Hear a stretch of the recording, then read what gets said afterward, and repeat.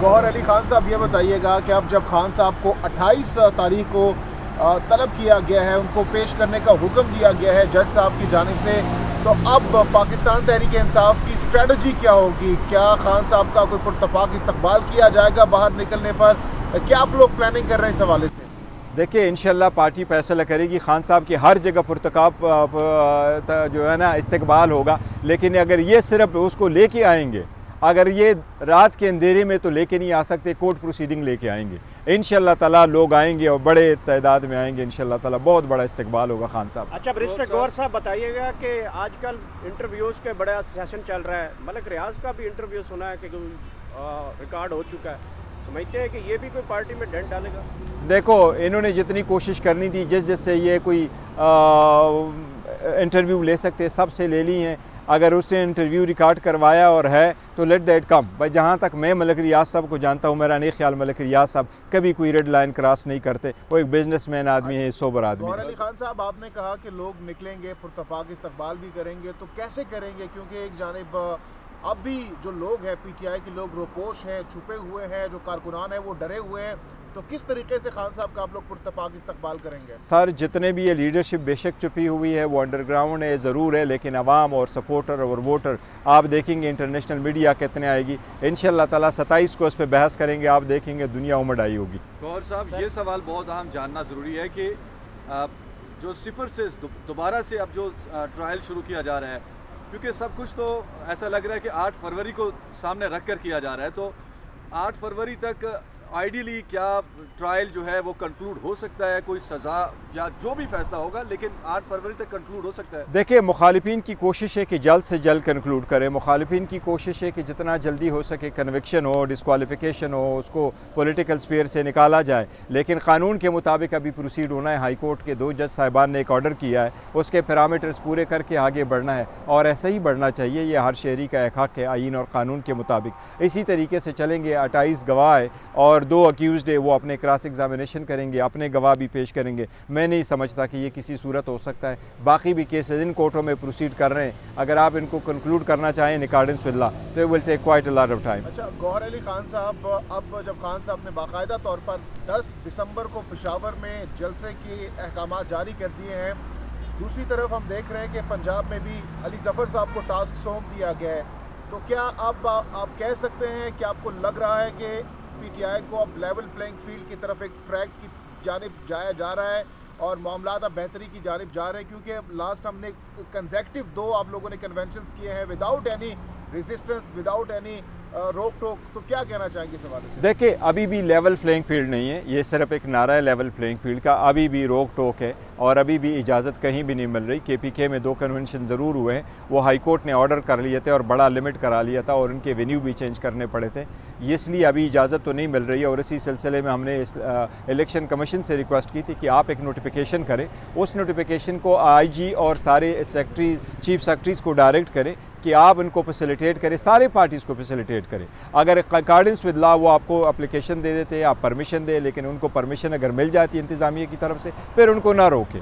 अभी रोक टोक तो ज़रूर है, लेकिन हमारी कोशिश है, दोबारा दरख्वास्त देंगे हम, we are going to high court. Minare Pakistan पर नून लीग ने जो जलसा किया था, क्या उतने ही लोग आप पेशावर जलसे में इकट्ठे कर पाएंगे? इंशाल्लाह ताला उससे दुगना होंगे, प्रोवाइडेड की इजाज़त मिल जाती, प्रोवाइडेड ये लोगों को रोक न ले, और इंशाल्लाह ताला लोगों को नहीं रोक सकेंगे। हम पेशावर हाई कोर्ट में ये दरख्वास्त देंगे कि अब फुरमन जलसे की इजाज़त आईनी हक़ है और इस आईनी हक़ को इन्फोर्स करना अदलिया की जिम्मेदारी है। जलसे में सिर्फ और सिर्फ पेशावर की शहरी होंगी या मुल्क भर से कारकुनान को? सिर्फ केपीके के लोग होंगे, पूरे कि हम सिर्फ केपीके के लोग देखें और देख लेना लोग कितने तादाद में आते हैं। बैरिस्टर गौहर साहब, ये बिलावल भुट्टो ज़रदारी की जानिब से पाकिस्तान तहरीक इंसाफ को टिकटॉकर की जमात कहा गया है, क्या कौन सी जमात कहा गया? टिकटॉकर। हाँ, क्या टिकटॉक पे ही है पाकिस्तान तहरीक इंसाफ या ग्राउंड पे भी है, कोई बताएंगे? देखिए, शायद बिलावल टिकटॉक में बिज़ी है तो उसको ग्राउंड रियलिटी का अंदाज़ा ही नहीं है। जब वो नीचे देखेंगे, वो एक शेर है ना कि जब धुंध ख़त्म होगा तो फिर आपको पता चलेगा घोड़े पे सवार है कि गधे पे सवार है।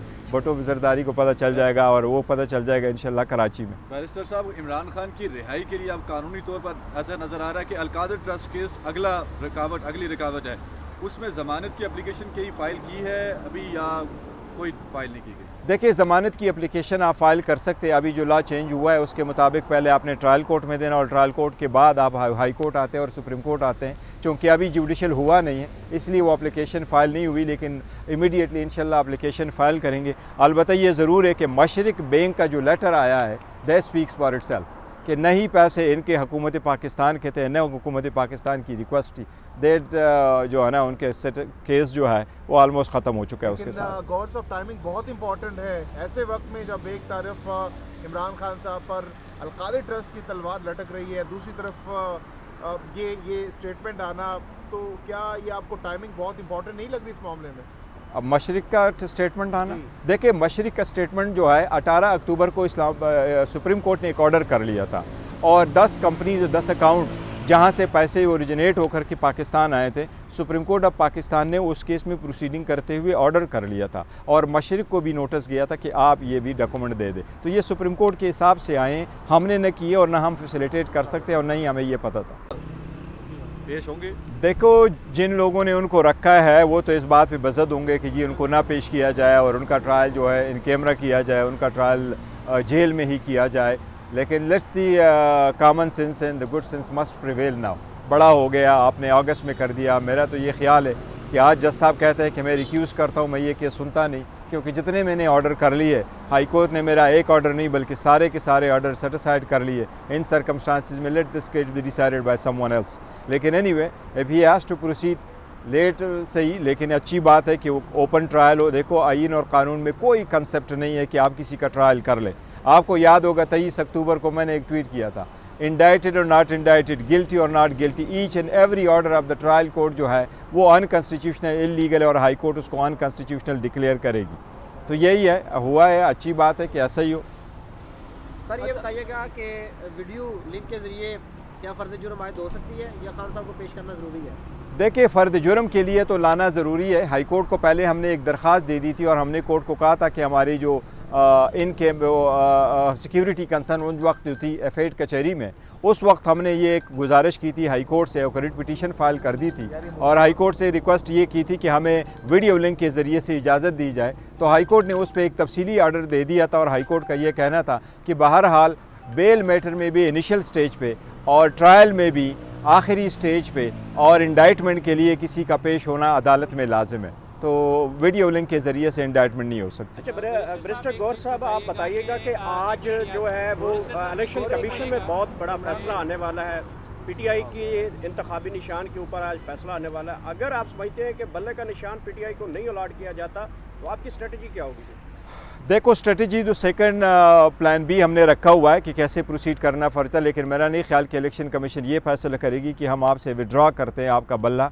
चीफ इलेक्शन कमिश्नर ने भी कहा था बल्ला हमारा ही है, बैलेट पेपर पे बल्ले का निशान होगा। हम जब मुलाकात कर रहे थे उस वक्त सारों मेंबरान साहिबान और चीफ इलेक्शन कमिश्नर ने ख़ुद कहा था। हमने ये स्टेटमेंट पहले भी दी थी, ये ऑर्डर तो ओरली अनाउंस हो चुका था। फिर हमने 2 दरख्वास्तें दी थी, इलेक्शन कमीशन ने कभी उसकी तरदीद नहीं की है। तो हमें उम्मीद ये ज़रूर है मुझे कि एटलीस्ट बल्ला हमारा ही होगा। मैक्सिमम अगर अदालत हमें ये इलेक्शन कमीशन कुछ एडवर्स ऑर्डर कर सकती है। इलेक्शन कमीशन ने हमारे इंट्रा पार्टीज़ इलेक्शन पे कभी एतराज़ नहीं किया था। इनके जो डॉक्यूमेंटेशन हमारे साथ हुई थी वो ये थी कि आप की डेफिशिएंसी है डॉक्यूमेंट्स में, फॉर्म नहीं है, दस्तखत नहीं हुआ, लिहाजा वो कंप्लीट करें। तो उम्मीद मुझे यही है कि अगर मैक्सिमम ऑर्डर करेंगे तो ये हमें इंट्रा पार्टीज़ इलेक्शन का दोबारा ऑर्डर करेंगे, जो मैं समझता हूँ कि इट्सेल्फ भी गलत होगा। लेकिन बल्ला वापस लेने का देखो, अनलेस क्योंकि बहुत बड़ी गेम चली हो। बैरिस्टर साहब, 29 अगस्त तक कार्रवाई रिवर्स हुई है साइफर केस में।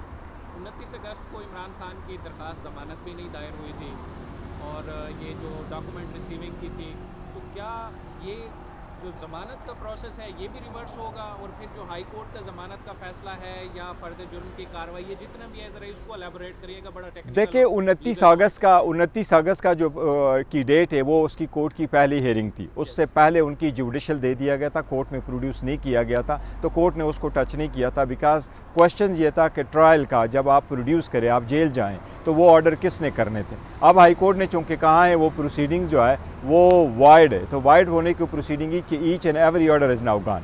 तो मैं तो ये समझता हूँ कि 29 अगस्त से लेके आज तक उसकी जितनी भी कस्टडी है ये भी इलीगल है, वो इलीगल कन्फाइन ही मानी जाएगी। और जितनी इंडाइटमेंट है, इंडाइटमेंट भी ख़त्म है, विटनेसेस भी ख़त्म है, ऑर्डर्स भी ख़त्म है। हमने जो पहले ऑर्डर उनके सामने फ़ाइल किए थे ट्रायल कोर्ट के, वो सारे के सारे ख़त्म हैं। अलबत्ता बेल का मैटर जो है वो सुप्रीम कोर्ट के सामने है, वो कंटिन्यू करेगा। अच्छा